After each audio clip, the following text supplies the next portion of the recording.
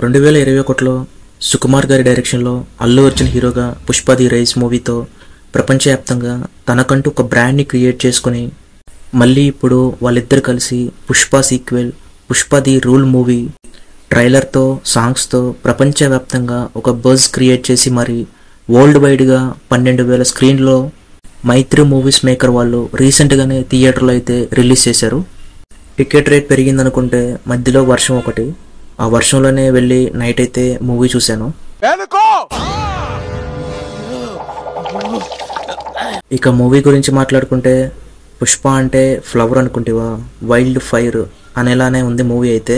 ఇక స్టోరీ గురించి మాట్లాడుకుంటే పుష్ప ది రైజ్ మూవీలో శేషాచలం అడవుల్లో ఒక కూలీగా ప్రయాణం మొదలుపెట్టి ఎర్రచందనం స్మగ్లింగ్ సిండికేట్ నాయకుడిగా ఎదిగి పుష్ప ది రూల్గా మారతాడు.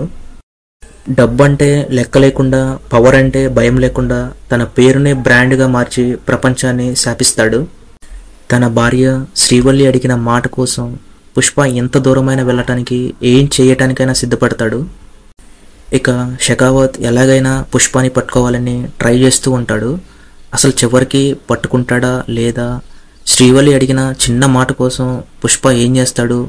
పుష్ప అనుకున్నది జరగటానికి ఎలాంటి నిర్ణయాలు చివరి వరకు తీసుకుంటాడు అన్నది మిగిలిన స్టోరీ. అల్లు అర్జున్ గారు, రష్మిక గారు యాక్టింగ్ అయితే చెప్పక్కర్లేదు, బాగుంది. ఈ మూవీకి దేవిశ్రీ ప్రసాద్ ఇచ్చిన బ్యాక్గ్రౌండ్ బీజిఎం కానీ సాంగ్స్ కానీ పర్లేదనిపించింది.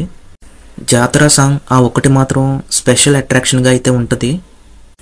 ఇక డైరెక్టర్ సుకుమార్ గారి విషయానికి వస్తే పుష్ప ది రైజ్ మూవీతో పోల్చుకుంటే పుష్ప ది రూల్ మూవీలో కొన్ని చోట్ల స్క్రీన్ ప్లే చాలా స్లోగా ఉందనిపించింది. స్టార్టింగ్ నుండి ప్రతి ఒక్క క్యారెక్టర్ని రివీల్ చేసే విధానం ఎండ్ వరకు ఎగ్జిక్యూటివ్ అయితే చాలా బాగా చేశారు. కొన్ని సీన్స్ దగ్గర అయితే కొంచెం ఆ సీన్స్ని ఇంకా హైలైట్ చేయొచ్చేమో అయితే అనిపించింది. ఆ క్లైమాక్స్ కూడా కొంచెం బెటర్గా ఇచ్చింటుంటే బాగుండేది. బట్ మూవీ అయితే పర్లేదు, బాగానే ఉంది. వన్ టైం అయితే చూడొచ్చు. ఈ మూవీ చూసిన తర్వాత మీకేమనిపించిందో కామెంట్ సెక్షన్లో కామెంట్ చేయండి. Thank you so much.